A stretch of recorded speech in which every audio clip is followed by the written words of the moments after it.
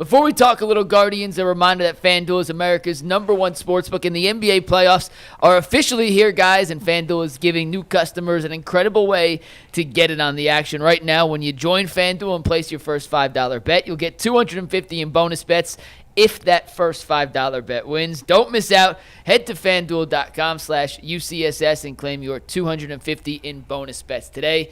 We have 3 winning tickets to show you guys from last night. Jonathan Colon, sent me this earlier in the week. I missed it earlier, but Jonathan had a same-game parlay and the Cavs went over the Knicks last week. He turned $5 into $312.97. A nice win there flip from Jonathan Colon. Joshua Heisler also sent us in a winning ticket. He put a $25 wager on a multi-part MLB 6-leg moneyline parlay. He won $263.08. And last but not least, Villain at Legend 10 Villain bet $2.50. He won $325 on a 2-leg parlay where he had Fernando Tatis and Machado combining for 2 home runs and Ohtani and Mookie Betts combining for at least 2 home runs. They both did that last night, and our guy Villain turned $250 into $325. A reminder, if you have winning tickets, send them in to us so we can feature them here on the Ultimate Cleveland Sports Show. I didn't even know you could do that. You can bet anything on like FanDuel. That type of bet. If you can dream it, yeah, you can bet it. They be putting me on to something. The app is very. Whoever created that app, like they're very intuitive. Like it's one of the best run apps. FanDuel, it's the easiest one to use. It's the easiest one, man. So, Bo, Guardians starting a series in Baltimore against the Orioles today. Before we talk about the Guardians, I'd like to talk about the fact that it's Jackie Robinson Day today. It's April 15th. Floor is yours, yes. And so every year, everybody wears 42 in honor of Jackie Robinson.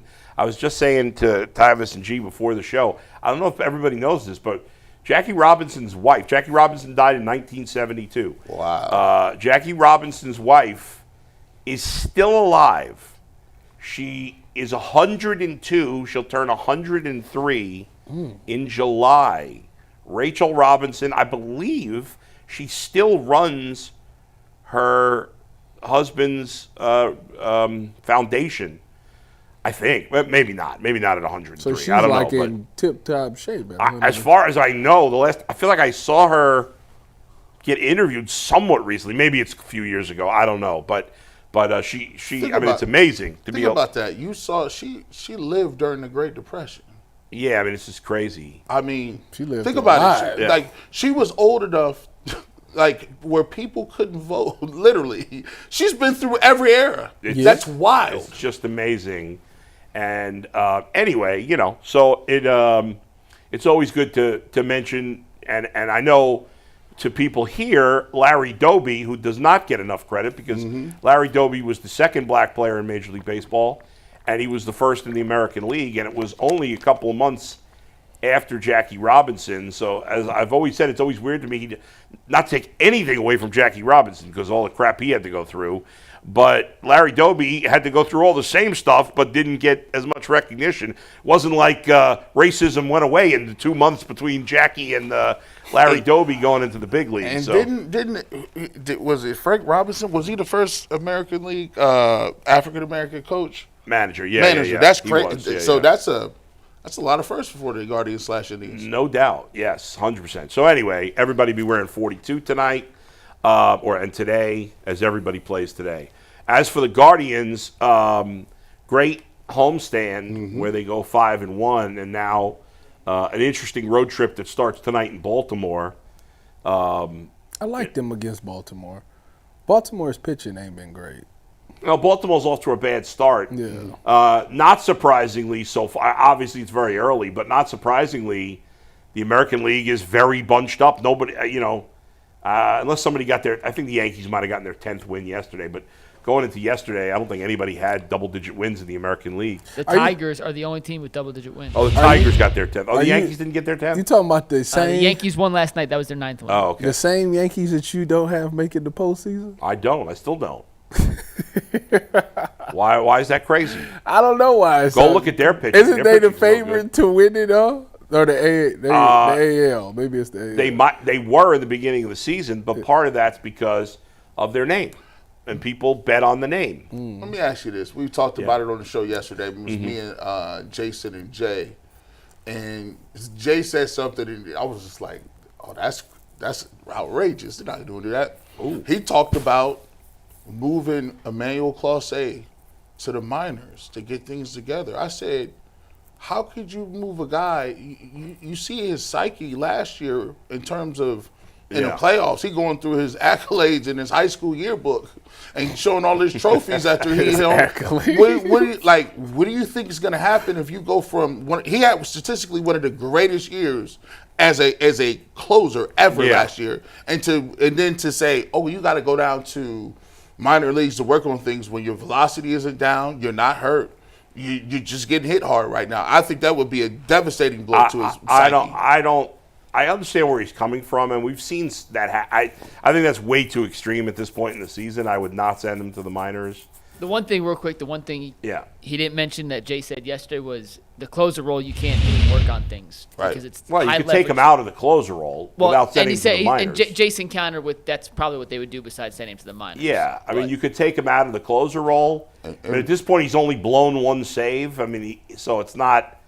I got to give him more time. It's not only did he have a great season last year, the guy's been consistently great pretty much his entire time in the majors. And there, as you said, there's no velocity dip. The problem with Emmanuel Clase is he's become way too predictable because he throws everything over the plate, and that's something he's got to work on a little bit right now. Guys are swinging early in the count against him, and they know a strike is coming, and no matter how hard you throw, how good you are, that's a problem. And now he's tinkering a little bit. He's already given up more earned runs this year than he did all of last season. And the numbers since the start of the playoffs last year are bad. I can't – he's pitched badly. It's that simple. But it hasn't killed the team to this point. In fact, the only save he blew, they won the game. So it really hasn't hurt them that much at this point. I got to let him work it out. I mean, to me, send him to the minors – I'm not anywhere close to getting to that kind of move. Now, I could be getting close to taking him out of the closer role temporarily, but not to the minors. Well, if you put, I said, if you take him out of the closer role, you gonna put K. Smith in there? But if you do that, he might actually be good at it. What I would do personally is put Paul Sewald in the closer role because he has the experience, and let Gaddis and K. Smith stay in their current roles that they're used to. I just think he's got too much of a track record to make that decision just now. I would give him to the end of the month before I'd even take him out of the closer role, for me personally. Because he's built up so much goodwill, and it hasn't hurt him yet. He's going to have to play terrible for months. He might have to play 3 months, if he was garbage. He is in the lineup. But the first step would be to take him out of the closer role. Yeah. I'm not just going to the minors. I don't need to send them to them. That's way too extreme. We spent 20 minutes discussing that yesterday, so I don't want to dive back too much into that. But for this particular series against Baltimore, I know the Orioles are only 6-10 this season, off to a 6-9, off to a bit of a disappointing start to 3-7 in their last 10. But that lineup does feature a ton of guys who can put the bat on the ball and send it a long way. For this pitching staff for the Guardians, which pitched a lot better in this weekend series and against Chicago than they did to start the season.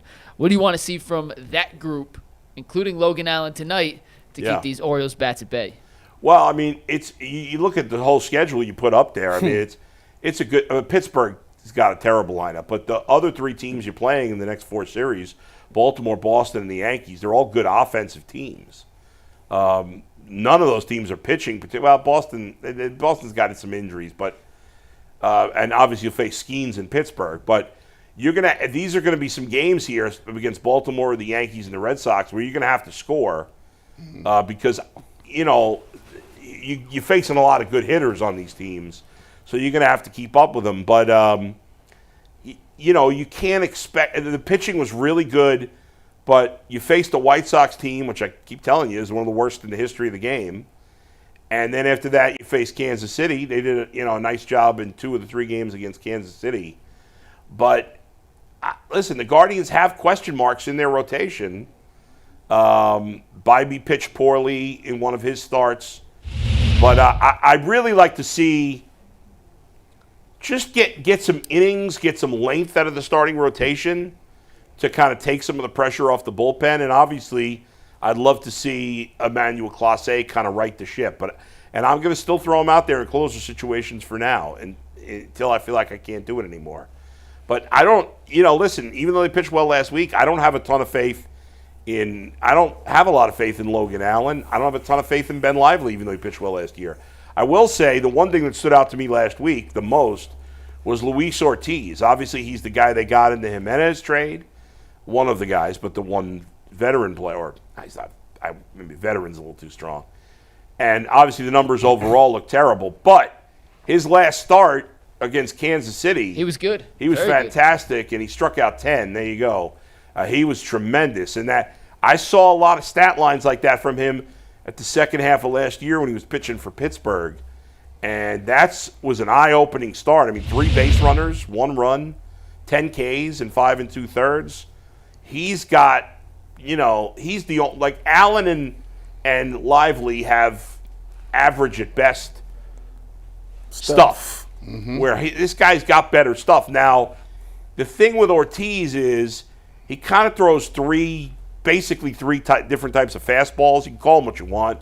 He basically throws 3 different types of fastballs. So sometimes they can start, his mechanics can get out of whack, and then he becomes very hittable, and every pitch looks the same. So he's got to be really sharp, and when he's on, he can look like that because those 3 fastballs kind of move a little differently. Anyway, I liked him. I still don't like the Jimenez trade, but I liked him. I think he's their best hope to lengthen their rotation more. In a perfect world, you're going into the playoffs with Bieber, Bybee, Williams, and then Ortiz is your 4th starter. So I'm looking for length out of the rotation, Mike. That would be my answer to your question there, to see if we can get some length, because it's going to be tough because you're facing some, as you said, the Orioles have a good lineup.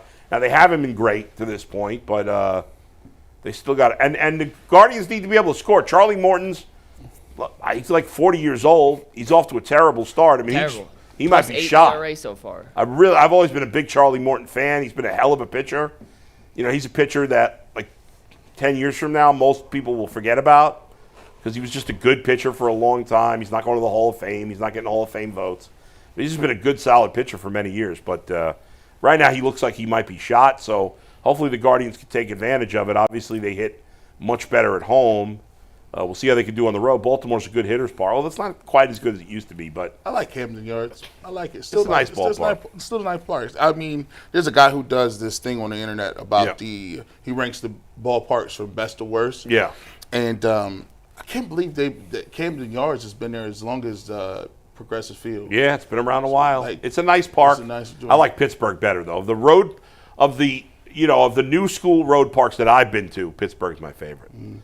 Although their owner I've been in sucks. Cincinnati. It's okay. I have not been to the Cincinnati Stadium. Really? Yeah, it's crazy. You're supposed to be on that, man. I know, it's terrible that I you know who's terrible? The White Sox. Their stadium's I would disaster. it's horrible. I would never go back to that again. I have one last Guardians question before we move on. But Tyvis, I was instructed to ask you whether or not you believe that Angel Martinez can hit 400 or not this season. And hello. First of all, listen, Angel Martinez was special last year. He caught lightning in a bottle, and then he kind of lost it a little bit, and it was. He's hitting 500 this year in 3 games. He was special last year. He had a moment.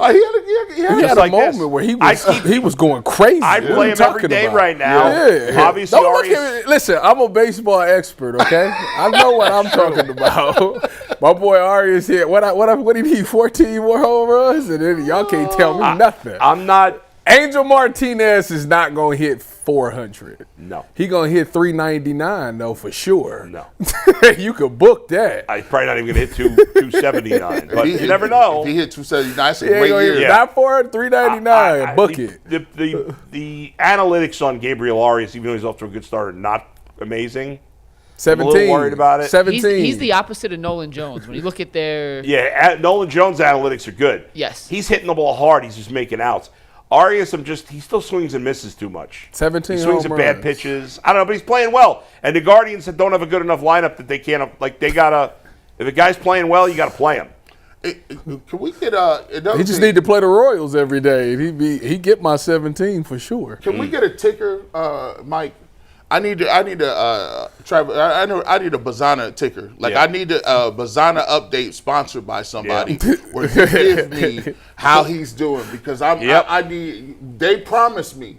Travis Bazzana this year, G, has 32 at bats in the minors, Okay.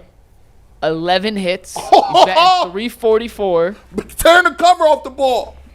Yeah. He has an on-base percentage of 462, an OPS of 1.118. Yeah, that's He's got pretty one homer, ridiculous. 7 RBIs, and 2 stolen bases. He's off to a red-hot start. Come on now, y'all promised me. You and the I expect baseball him- savants promised me that he was gonna get a look. I want him. I want him up by May. I think if he play now, it's not enough at bats. He has barely played in the minors, and Arias is playing well right now. But 3-4 weeks from now, if Bazzana's killing it, and Arias goes down the tubes, I want to see him up. 11 for That's simple. 32.